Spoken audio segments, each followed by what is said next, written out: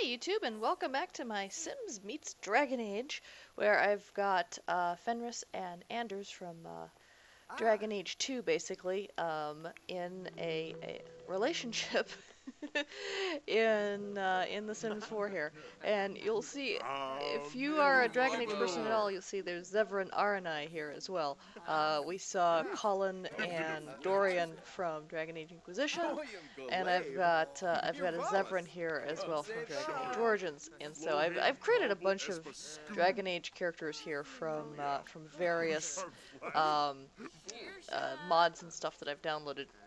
Anyway, but we've got Lido and Andreas are their names in the game. They're based off of the characters I created in a fan fiction story that I wrote, which is in the description below. If you feel free to read it if you want. It is not safe for work. There is BDSM, so just warnings on that. However, in this episode, so at the end of the last episode, our little husbands here got to finally woohoo, and now we're trying. They're supposed to be on a date, and for some reason I cannot get them to sit at the same table together. Every time one of them switches to the other table, the other one goes to the other. It's chaos. So I'm like, screw this. Let's go over here to this table, and then this chick is, somehow following me, but thankfully she's not sitting down.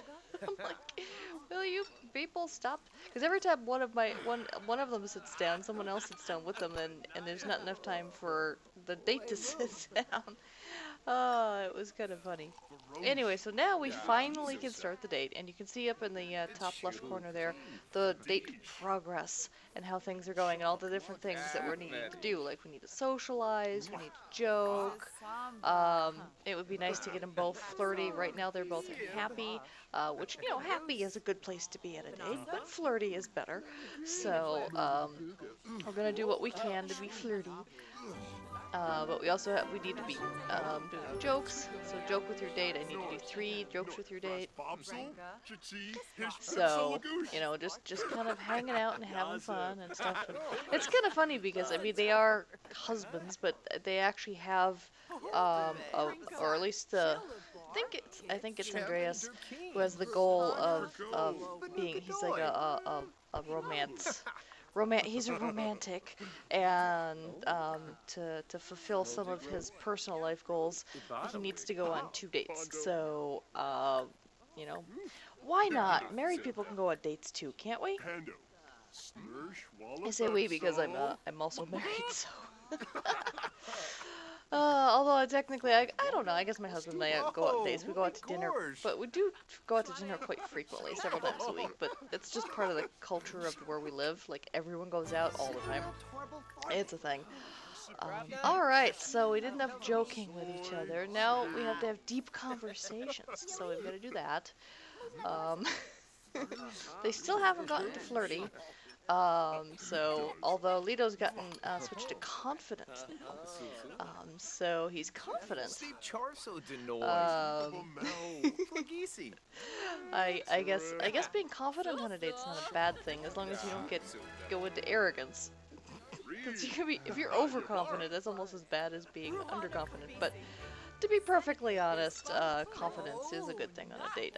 As I recall, I had dates with people who lacked any self-confidence, and it was awkward, and it's not attractive. So those of you out there who are watching this, if you're single, I know it's hard because to not show your lack of self-confidence. If you don't have self-confidence, trying to hide it is difficult. But if you just exude like no confidence at all on a date, if you don't have any confidence on a date and people pick up on it, it's a turnoff. It's a huge turnoff. I mean, I lack a lot of self-confidence as well. And that's probably why a lot of dates didn't work well for me either, and people didn't call me back because I lacked self-confidence. It wasn't until I started getting to a point in my life where I felt happy with, I felt good in my own skin, I felt happy with where my life was, And I stopped being so focused on, oh my gosh, I'm going to be alone the rest of my life, and just focused on myself and focused on what I needed and I wanted in my life outside of relationships, that all of a sudden people started taking notice of me, and that's when things kind of went well. And so, that's just my advice is try and find a place where you're happy in your life.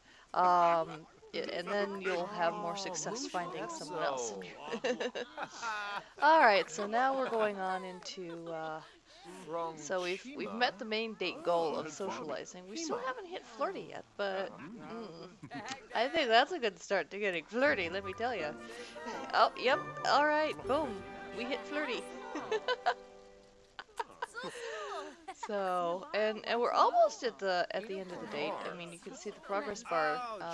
It's all green, but then there's there's that little gold coin thingy on it. That's not all the way at the end yet, and the date itself is still going on. The pie chart there shows how long they're still going to be on the date and stuff. So, might as well let them enjoy each other. I don't know what it is about having Anders and Fenris flirting with each other and being all smoochy and stuff, but it's just, I don't know, I think it's adorable. And if you don't know Dragon Age at all, oh my gosh, let me see. Maybe I could fill you in, because let's see, this is Leto and Andreas. So Leto is Fenris, he's the elf, and Andreas is known as Anders in the game. And you'd have to read the fan fiction to know why they changed their names and all that stuff. It's kind of long and complicated, but it'll make sense if you read the fan fiction. Woohoo! Oh, look at that kiss. But in the game, they hate each other. Background for anyone who doesn't know Dragon Age: Anders was a mage. So, and in Dragon Age, mages, for the most part, in the world of Dragon Age, it's called Thedas. So in Thedas, mages are confined to what are known as circles, and they're watched over by a group of people called the Templars. And the Templars in some of the circles, some would say all the circles, some of the Templars are abusive and abuse their power and stuff. They have the ability of making mages tranquil, which is kind of a sad thing because basically it turns them into emotionless puppets. Basically, it's a fate worse than death for some people. And stuff, and Anders here, or Andreas, when he was dragged to the circle, I mean, he was like 12 years old, so he's older than most kids who come into their magic, so he remembers being dragged off to the circle, he remembers his family, and he escaped the circle like 7 different times, and there's no, it's hard to say exactly what the abuses were that he suffered. The worst that we know of was the fact that he spent an entire year in solitary confinement. Entire year. I mean, people in jails in the U.S. their mind can break after a few weeks for some people, and he actually had to endure an entire year in solitary confinement. So that was pretty horrible. But there is suggestions that he had been terribly, like he'd been beaten, whipped, etc. There's suggestion that he may have been raped, etc. So he had a pretty bad time with being in the circles, and that's one of the reasons he kept escaping.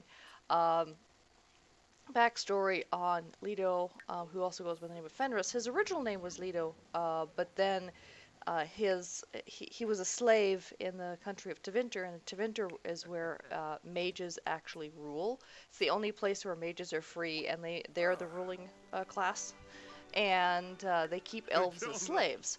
And so Leto, he went into a competition to become the slave of this guy named Denarius as a way of getting a boon to free his mom and his sister.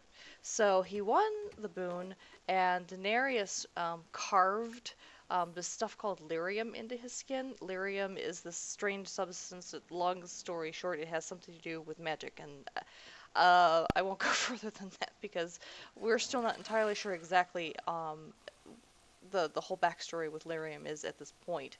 Even with the current game and everything, there's some suggestions, but I'm not going to go hours into that. But his entire body, they carved this substance called lyrium into his body, which is one of the reasons he has these tattoos. And he was used as basically a sex slave. He was also supposed to be a bodyguard, but his master abused him, and that is actually canon from the creators of the game. And so he has a really horrible backstory, and he has a reason for hating mages, and Anders is a mage, and he has a reason for hating Templars and that kind of thing, and wanting mage freedom. And so the two of them clash a lot in Dragon Age 2 over this. However, the fact of the matter is that they never sit down and actually talk to each other about their backgrounds. And by the way, he just pulled an ice cream cone out of his pocket. As a side note, I thought that was so hilarious when he did that in the game. And I'm like, okay, that's not enough food, dude. You need to go make yourself some real breakfast. So I'm gonna have him make the scrambled eggs. I kind of look around and I'm like, yeah, that's just scrambled eggs. Anyway, so yeah, so the fact of the matter is that so many of us fans who are fans of the two of them actually being friends or in a romantic relationship because they're both bisexual, is the fact that, if they just sat down and actually talked to each other instead of just trading insults back and forth, they might actually see that they have a common cause. They both came from the very similar abusive backgrounds in places where neither of them had freedom, neither of them had a choice in terms of where they lived and that kind of thing. The only difference is that Anders kept escaping, or kept trying to escape, but they kept finding him and capturing him and bringing him back over and over and over again. And the difference is that Fenris, he did not try to escape because he was so brainwashed by his master that he actually, for a time, actually thought he loved his master. I mean, like, truly loved him. And it wasn't until he actually spent some time away from his master. He didn't escape. He was actually left behind, and long story behind that, but he was actually left behind on an island, and he ended up being befriended by some folks called the Fog Warriors, who taught him what it meant to be free and taught him how badly brainwashed he had been, to the point where he started questioning everything in his life, and just all sorts of things kind of happened and stuff. But the two of them just have so much in common in the game that it just drives a lot of us fans who like the two of them crazy. Like, will you guys just sit down and talk to each other? So hence where the fan fictions. There's a lot of us who like to write fan fictions, and the ship is Fenders because it's Fenris and Anders, so the Fenders ship and everything. So there's the background between the two of them and why I have them in a relationship in the first place, and stuff. And at this point, like I said, they started off this after they got married, so they're a married couple at this point. They've had quite a bit of drama up until they got married and stuff, off and on in the fiction that I wrote. And things. And like I said, in the fiction, there's actually quite a bit of BDSM and stuff. And I don't think there's anything I don't think you can do BDSM in this game, even if you wanted to. I mean, I don't even think there's a way to slap someone's butt friendly like if you wanted to. Like there's nothing like that in this game. So we're just gonna have just a nice, normal, sweet, fluffy, adorable relationship, and that's about it. But just as a warning, if you read the fiction, there's butt slapping and other things going on.